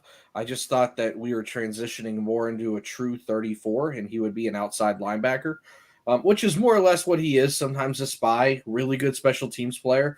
But at the end of the day, this team's better with him on it, especially just as a pure depth and special teams role. And I don't know what he signed for, but my guess is it's the 4-year qualifying deal. He signed for $3 million. $3 million, yeah. $3 million, 1 year. Okay, so it's not the qualifying deal because that's 1 year, 1.25, but still $3 million for a good depth piece and someone that occasionally picks a pass off, I'm not mad about. And the cap went way up, so yeah, like you got it. But speaking of money, are we all a little surprised? Drew Sample, we knew he was going to be back, but for a 3-year deal, Santori, I'm happy we got him back as a blocking tight end. Dale was the first one I thought of, obviously, but no, I'm happy he's back. Good blocking tight end. I figured we'd re-sign him. They just like him. Yes, it is what it is. And he does have a pass blocking role. I mean, when he's healthy, he does block well on the line. This is a very finite odd stat that I'm not sure matters much in the millions of the NFL. But he's probably in the top half, the top third of the league in pass blocking and run blocking. He can't be tackled in the open field. Nope. Buffalo tried that. Didn't work. That highlight's been everywhere today. Has it? I think it's actually the cover photo on my Twitter. I think it's him soaring through the air like Air Jordan with the ball. Right. I'll never forget him. Oh my God! Look at him go.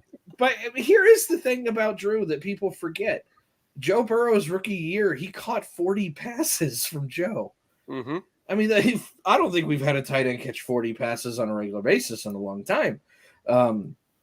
So with that being said, if he's my number 2, and it's typically he comes in 3rd and 4 when we need a pass play and you see him in the backfield, you know what? So be it. If he chips and releases, I trust him to catch the ball. He doesn't drop too many, and I trust him to not go backward. So if that's my number 2 tight end who's a blocking specialist who doesn't drop passes, okay. I mean, they're not paying him much. What, $3 million a year for 3 years? I mean, it's okay. Right. Whatever. It is what it is. Some pieces are depth pieces that you trust. We know you're bored. It's your favorite time of year. Day 20. Yeah. See you next week, boys. See you, buddy. Quitter. You can't even log off right. All right, there we go. Next week we'll have. We still got a $134 in the section. I don't know what's going on. Let's have another draft expert on next week for Bengal Dad. You know what we haven't done in a while, and I feel bad because these people do pay us. We've just got that little ticker at the bottom. I think we need to get back to our screaming segments. Well, with our guests, it's a little hard to work that in. That's it is. And I know we got away from the screaming segments because we ended up having 4 and 5 sponsors. And we were having to stop. But I think they at least deserve a readout at the beginning and at the end. We don't need to go through the whole spiel of, hey, if you're sitting outside and it's 65 degrees, you know what you need? Brimming horn! We don't need to go that route anymore. Right. As much as I would love to, it takes up too much time. Mm-hmm. But, maybe like one of those old school PBS things after you watched Arthur, where they're like, hey, brought to you in part by boo, boo, boo, boo, boo, boo, boo. From viewers like you. Yeah, viewers like you. Reading Rainbow, right? Right. Like, we know what that's about. We need to get back to that. With that being said, Brimming Horn Meadery, Midwest Best Barbecue, Script Coffee, and Three-Way City, which, by the way, if you're not following Adam, he's getting ready to put out some new merch and some new music, so make sure you're doing that. Yes, and Script Coffee, me and Santori had the pleasure going the day before the opening. And I don't know if you guys have been following on Instagram, but they've been getting a ton of business. I talked to Steve. It was a busy first week. I have spent more money at Script Coffee this week than Steve has paid us in 3 months for the show. Oh, yeah, that's right. He is getting his money's worth. Yeah, Ashley, your wife Ashley, she's been going there, hasn't she? Listen, I've got all my Monster cans, right? My desk is an absolute graveyard of caffeine. Like, these are all different cans. Oh, my. Oh, goodness. And then there is the Script Coffee section of the graveyard. Oh, wow. So they're doing great. Trust me. The drive-thrus. Oh, yep. We got a football lamp here. But you're not sleeping, are you? What? Also, put some Script Coffee in there. Yeah. But no, it's. I'm not a coffee person. I'm not gonna lie. I I do make sure when Greg goes and offers a bag that every other time he offers or so, I get one. We will go through it. It's just one of those bags lasts us probably 2 months. We just don't drink coffee like that. But man, if you like, what do I get? I get the iced mocha frap. I get them. That is a fucking milkshake at its heart, and it is fantastic. I crush those. I will wait in the drive-through for that iced mocha frap, and I will go there tomorrow morning before I waste my soul at the DMV. Right. So, coffee, get you some. Three-Way City, get you some. Brimminghorn Meadery, get you some, but then don't drive. And Midwest Best Barbecue, get you some. You can drive after that one. That's right. Unless you speaking of Midwest Best, there's 2 tickets left for the event coming up for Project Game Day. And talk about a good time, too, for Project Game Day with having an extra third-round draft pick. They knew that when they found out we were having an event there, they're like, we need to give the Bengals this third draft pick because of this event. Yeah. Just like I have the ability to stop Noah Fant from coming here. Yes, we got the ability to get an extra pick for the Bengals. We need to, while we have all these viewers for whatever reason, I'm going to blame Ian for that. Let me talk about Project Game Day a little bit. Absolutely. Oops, I burped. I did not make that poster. I am not graphically inclined, but I did make a draft guide with Dale for it. Mm-hmm. With 232 player write-ups. If you want one, message me or Dale or Project Game Day. A donation of your choosing. We are asking a minimum of $1 because that is the smallest amount it'll let me pick. We do have a Patreon that I am working on several other projects, and I'll get into those here in a minute. If you do the Patreon at $1 a month, you'll have access to all of these. You'll have access to all the draft documents. I'll say that. There is a second Patreon for $2 a month. We're going to up the ante. $2. I know, breaking the bank. You'll have access to all of my weird stats and documents, including when I decide to go on my tirade against running backs and go, this is what they cost per carry. I am working on we'll call it a free agent compendium and a draft compendium, which is going to have every free agent signing, because that started in like 1993, and that's not hard to find all those details, and every draft pick that you will be able to sort through very easily. It'll be a one-stop shop for all that information. And basically, I'm going to, at some point, try, and it's probably going to take a couple years. Like I said, you're going to get access to this stuff as I'm building it. I'm going to make them live documents, just like I would, because they're going to be on like Google Sheets and stuff. So you'll be able to see as I'm going through it. And these are things that I've been working on for a couple of years and things I'll continue to work on for a couple of years. Because I'm not going to be able to get the entire history of the draft down all in one go. But you're going to have data that ends up being like, hey, if you want to know the history of quarterbacks, here is a single spreadsheet for all the quarterbacks ever drafted. It's going to be by year, by team, what pick, what round, and their averages. And I'm trying to basically do a draft encyclopedia of all these picks, where they went. And it's going to take a long-ass time. But luckily, all the data is out there. I'm just trying to find a one-stop shop for draft data and free agent data. And that's what I'm currently working. I don't know which one I'm going to do first. I've got half of a notebook full of sketched ideas of how it's going to look. This is something that it's just going to be me. It's just a labor of love. It's more or less just putting in data, but you'll be able to find everything in one spot. One of the things that I want to focus on, because this is just a nitpicky thing of me that I get furious with every single time someone signs a contract, and basically this was the entire catalyst for this project, is when I go, oh, they reset the market, it's a huge contract. And I'm like, no, it's not. It's a normal contract. There's just more money now.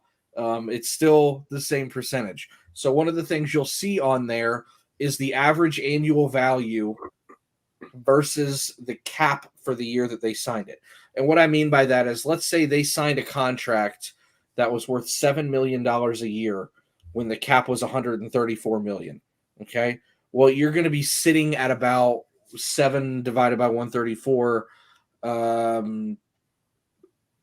It's like 6%. is what that comes out to. So then when you move down the line and then you get to 2025 or 2024 and the cap is 250 and the guy signs for 14 million, it's like, oh my God, that's double what they got back in 2004. It's like, no, it's not. It's that $14 million might be. It's still a percentage of the cap. And they don't announce it that way. I wish they would, but that's, more or less how things are done. So when you see a guy that gets an average annual value this year, like everybody looked at Wilkins today and they went, holy crap, he got, he got 110 over 4 years, which cuts out to 27 and a half. Well, Aaron Donald just got 31. He got he still got a smaller piece of the pie than some other guys, but that biggest number and that guaranteed number was huge. So I just want people to be aware that when people go, oh yeah, this team doesn't spend money. Well, let's look at the guaranteed money. Yeah. Let's look at the signing bonus. Let's look at what these guys are actually told they're 100% going to get. When you look at that 110 number, and you'll hear this a lot, how much of that is funny money? Well, it's like 80, I think 84 of that 110 was guaranteed. Okay, which means, 26 of that 110 he might not ever see. Right. So, I mean, I'd still be happy about it, but I want to be able to put into context all of these contracts. So it's going to be every single free agent, maybe not the little ones where it's like, oh, he signed for 1 year, 500. I don't give a shit about that. Give me the top 10 to 20 contracts per position every free agency period since 1992 or whenever free agency started. We'll keep a list by position, by team, what teams do what positions do what.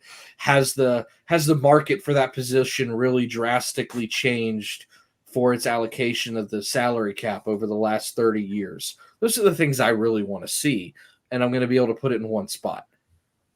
And I do have a draft compendium for the Bengals going back, I think, to 1999 already. Jeez.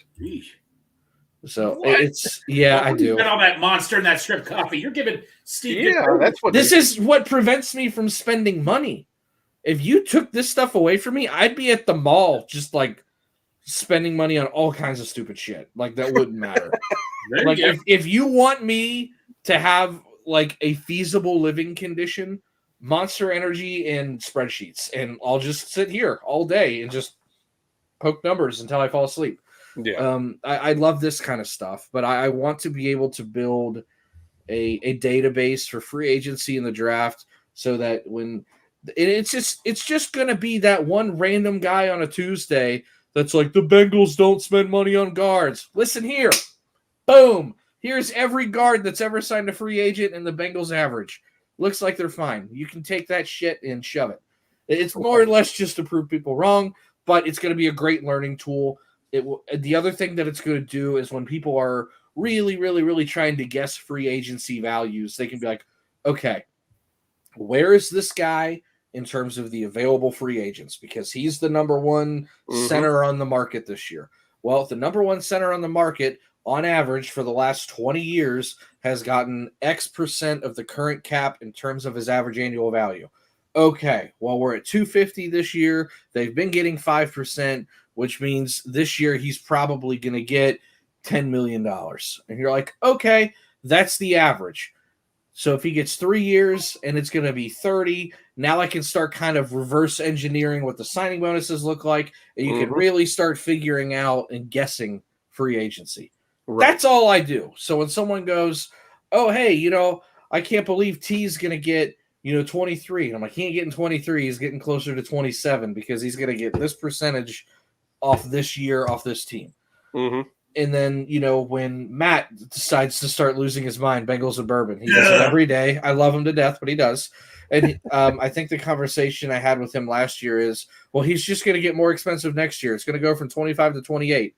I said, yeah, and it's going to do this. The gap is still, yes, the dollar amount is more, but they have more dollars. Yeah. What else, Santoria? Could you compare T. Higgins right now to the guy for the Colts? Who that's so I had this conversation at work today, and this is what's hard. T is a more gifted athlete than Michael Pittman. I don't think we're going to dispute Yes, that. no, I agree with that. Pittman has the one thing that T doesn't have, which is better availability. T has missed a very good chunk of games in his career. Consistency. So there's some consistency there with Michael Pittman. Mm-hmm. And their numbers are pretty similar. They came out, I think, back-to-back picks, did they not? I think so, yeah. They were right there in the same draft class. T, with inconsistent play, has had great numbers, but he's had Joe Burrow. Yes. Michael Pittman, with consistent play, has had good numbers with awful quarterbacks. Right. So who's the better player? I don't know. Right. I would say T probably is the better athlete. I think he does more in terms of scaring the shit out of a defense than Michael Pittman does. Agreed. So you kind of have to go off of that, unfortunately. He has missed a very large portion of his games, so you have to take that into consideration. Yep. And at the end of the day, if Michael Pittman's $23 million, T's not 30 for sure. No. Is he 25? Is he 27? Is he 28? If it's 27 over 3 years, which cuts out to, I don't even want to do math right now. What is it? It's $81 million. How much of that's guaranteed? What's the signing bonus? You start getting into the fine hairs of actual contract extensions and cap hits, and is he worth that for you? To me personally, do I have a number one receiver already or not? Is what it comes down to. I do, and I am going to have to pay him, and I'm going to have to pay him a lot. And I don't believe in paying two receivers at the same time. I think a lot of people see that stuff when I post like "Don't sign T" as he doesn't like T Higgins, like how he doesn't value. I value T Higgins. I think T Higgins is a $25 to $28 million per year receiver. I think he is a low end number one. I think he would be a one on at least 20 teams in the NFL, which makes him close to a top 15 receiver. I don't believe in paying two receivers is all it comes down to. If Jamar wasn't here, would T Higgins be extended in a Bengal uniform? Absolutely.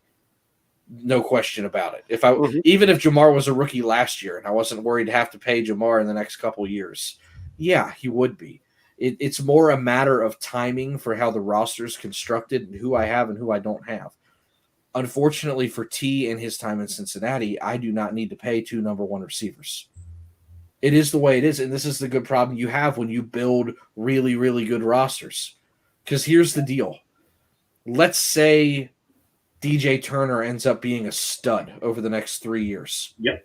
Okay? Am I paying him and Cam Taylor-Britt? That corner's a premium position, but that's one I do agree with. But now we're getting into the situation of, okay, so I'm paying those two. I hope I have defensive ends on rookie contracts. What about Jordan Battle?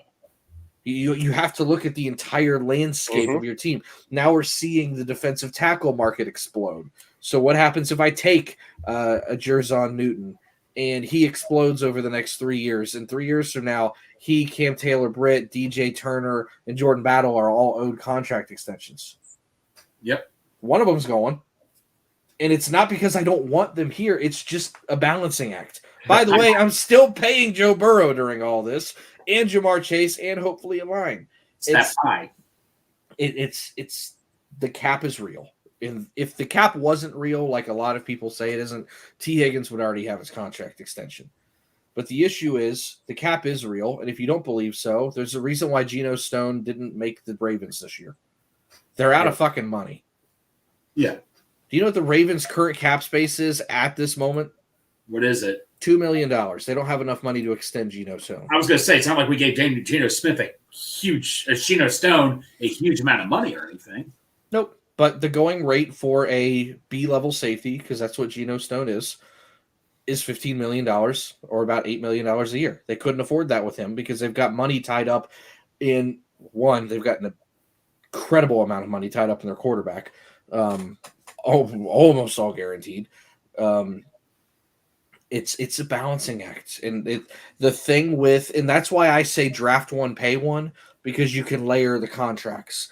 When you start having to pay too many contracts at the same time, at some point you get to a crossroad, right? And the crossroad is the guy leaves, whether that's getting cut, traded, tag and trade, waivers, whatever. That's where T's at right now. The other crossroad, when you get to that point, is because I've already paid them in these situations, cut or kick the can down the road. Okay? A lot of people like the restructure game. The restructure game is why, and I quote, the Chargers have $20 million negative in cap space at the moment. Oof, no wonder they have to trade everybody. Yep. And the Saints, who are kings at this game, Yep. they were like $50 million under the cap. Now they're 9. They found $40 million in space like today. But the issue is the reason they're finding space is because the bill is always due. And at some point, the bill gets so high that you have to start cutting other players. There's a reason why the Saints suck right now. It's because some of these guys they're still paying to not be here, and some of the good players they can't keep. So you use that information to where the Bengals are at with T. Higgins right now. Do I want to kick the can and potentially screw up what my roster and everything looks like 5 years from now and limit my chances on being a winning team? Because all of these teams that kick the can down the road, I'm going to name off a few here: Chargers, Saints, Browns, Panthers. Where are those teams at right now? They're not doing too Right. high. The Rams were in that boat, and it took them a minute to recover. That's like, I don't believe in going all in and just paying a guy because he's here and he's one of my guys. It has to make sense for the future too. You can always do that, but then you screw yourself for 3 or 4 years. Here's the thing. While Joe Burrow is in Cincinnati, I do not want to do anything that takes 2 to 3 years away from what he could possibly do. I want to do everything I can to maximize his potential while he's here, and kicking the can down the road and extending players that, quite frankly, are replaceable is just bad business. And I don't believe in doing that. So when I say move on from T, it's not because I dislike T. I love T. Higgins. I'm sad I only got to see him wear number 5 in Cincinnati for maybe 1 year. I assume he'll be there this year. No, yeah. I don't think the trade's an actual thing. I think that's his agent trying to do a leverage play that doesn't exist, but we'll get to that another day. But the more you kick cans down the road, and the more money and the more cash you spend just to try and keep building these super teams, instead of understanding that there is natural turnover for rosters in the NFL, the more you screw yourself. So in the light of me not going down the slippery slope and potentially fucking myself over salary cap wise in 2027, I'm moving on from T. And it's a hard decision, but it's not because I don't want him. Now that's where the trade comes in. They should be trading him. I mean, right now, man, you got 2 third-round picks. I mean, gosh dang it, man. You get that. Say if someone gives him a second and a third-round pick, 3 third-round picks and 2 second-round picks. Dang. Now, the other point of this is I don't believe in the franchise tag. I think it is an absolutely horrible thing. I would never use it. I would avoid it at all costs. The only time I would use it is if I need more time to conduct a trade. Because I just don't want the player to walk for nothing. I don't believe in letting high-priced talent walk for nothing. I do believe that T will probably play under the tag this year. It'll be a Jesse Bates situation. He'll hold out until mid-August, come back, practice, play, however his season goes. If he balls out, you trade him, you get a ton for him. If he sucks, you trade him and get a little bit for him. But I do think that he'll be here this year. I do think he'll play under the tag. I think he'll be fine. But I hate the franchise tag. Players don't like it. Teams don't like it. Coaches don't like it. Agents don't like it.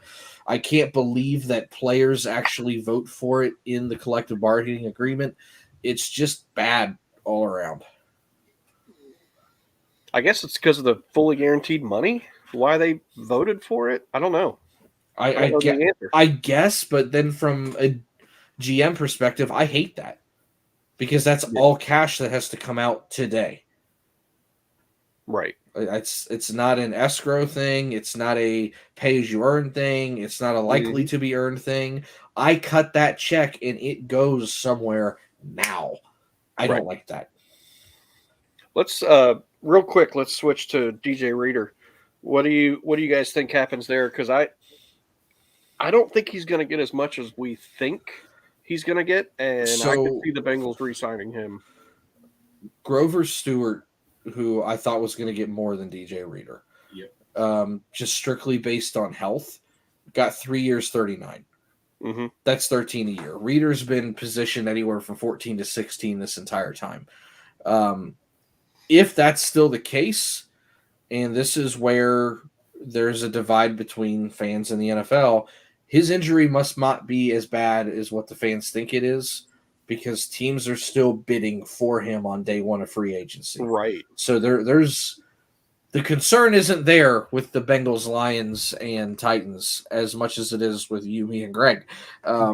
I would assume that the Titans, Lions, and Bengals know a little bit more about his medicals than us three, so I'm going to yield to them on that one. With that being said, I think his market isn't the 17 to 20 that some thought it might be.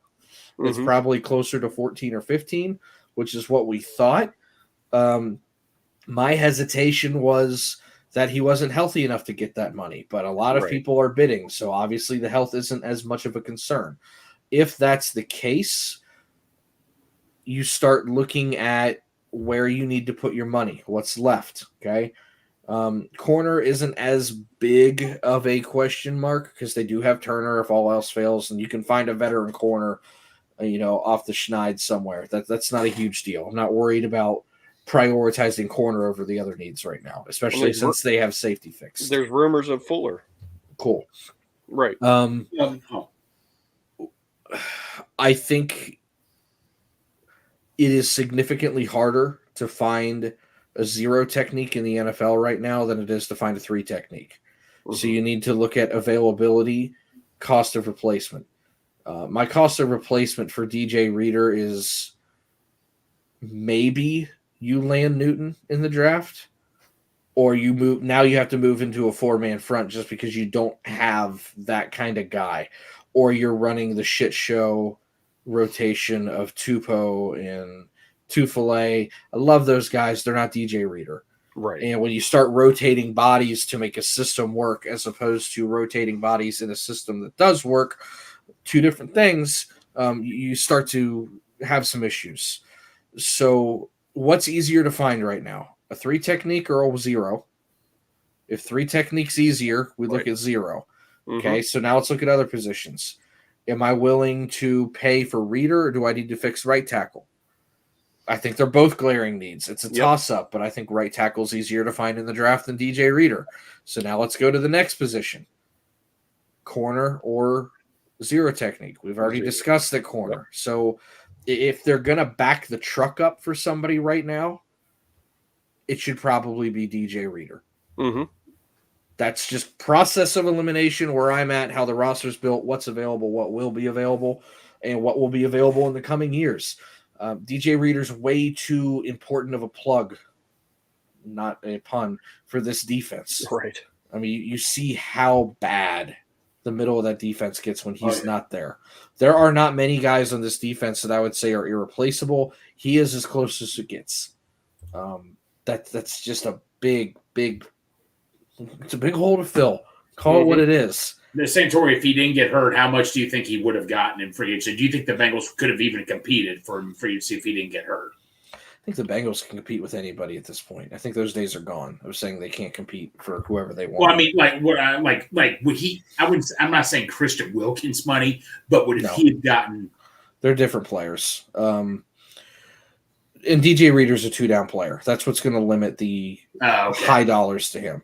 While he does have good pass rush grades, he's not out there on 3rd down. If it's 3rd down and I've got Osai and Murphy and Hendrickson and Hubbard, quite frankly, there's only a chance that 3 of those 4 are out there because BJ Hill exists. So, he's a 2-down player. How much am I willing to really, really invest in somebody that's only going to be out there for 50 to 65% of the snaps. So it's not going to be 20 like Christian Wilkins, who is a 3-down player. It's probably going to be closer, if he was healthy, to the 17 to 18 mark. Now we're saying maybe he is healthier, and the bar was set at 14 earlier today. He's anywhere from 14 to 16 right now, which is kind of what he's been rumored at. I'm okay with that because I understand what he brings to the defense. Right. Yeah. Long-winded answers. Hey, it's all good. I mean, it's free agency, so. Yeah, dude. Yeah, absolutely. And this is probably our longest episode we've had in a while. Yeah, and the number keeps going up in the corner, so let's just keep talking. Yeah. Well, I've got kids to get to bed. No, you don't. Yes, I do. We're off tomorrow. Do what? So we're off tomorrow. It's okay. I am not. Well, I am, and that's what counts. Right. Oh, absolutely. Yeah. No, I do have kids to get to bed, and Maddie may already be in bed, but I got to get Mason to bed too. So, yeah, I do.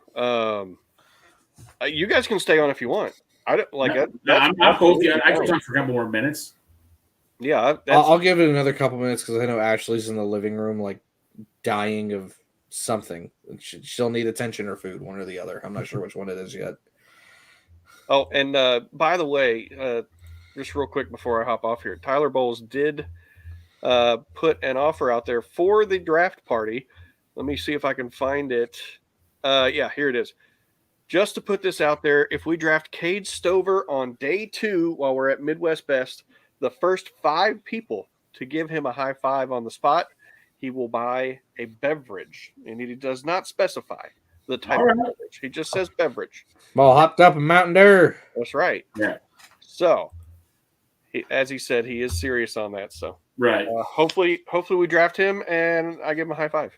There you go. Yeah. Man, I gotta piss like a racehorse. We probably just need to jump off of here. I was gonna say, yeah. Oh shoot. But anyway, really informative, really informative show tonight with Ian Cummings. He really I'm not kidding. I gotta go back and watch all that because my brain can't handle it. Right. I am as big of a fan of the draft as anybody, but between the information dump that is Ian Cummings, and that's not a slight, that is a compliment. Yes. And the draft guide, my brain's done. I'm ready to just sit there and watch fat guys hug Goodell as I eat chicken wings. Yeah. And I'm ready to just use one of the empty. I could, man. I got it. So there are currently 1, 2, 3, 4, 5, 6, 7, 8, 9, 10, 11, 12, 13, 14, 15, 16, 17 empty cans of either Monster or Mountain Dew. And that is more or less from this week. Holy cow. No wonder you got to pee. Yeah. No wonder I don't sleep. Yeah, I was going to say, man, I mean, goddamn, dude. I got to go sell cars in the morning. I thought you were, it was either that or you're a gamer or something. Right. I mean, I'll play Madden, but it's like maybe 2 games at 5-minute quarters. I'm like, all right, I'm bored. Like, that's it. Here's how we end the show. All right, Greg, I want you to give a pep talk to DJ Reader on why he needs to sign here. And I want you to get fired up for it. Okay? Hold on. Whoa. Hold on. I'm going to do the video. Okay. You'll have 10 seconds. You know the drill. And then we'll end it. So, you got 10 seconds once I start the video. Here we go. That's my trash you done made, so you bagged him. I'm a savage. Yeah. Classy, bougie, ratchet. Yeah. Sassy, moody, nasty. Hey, DJ, I got something to say to you. You need to get back to Cincinnati because we just got stoned. We need to get back to the Super Bowl. And right into the stretch. Looking back and throws up the middle.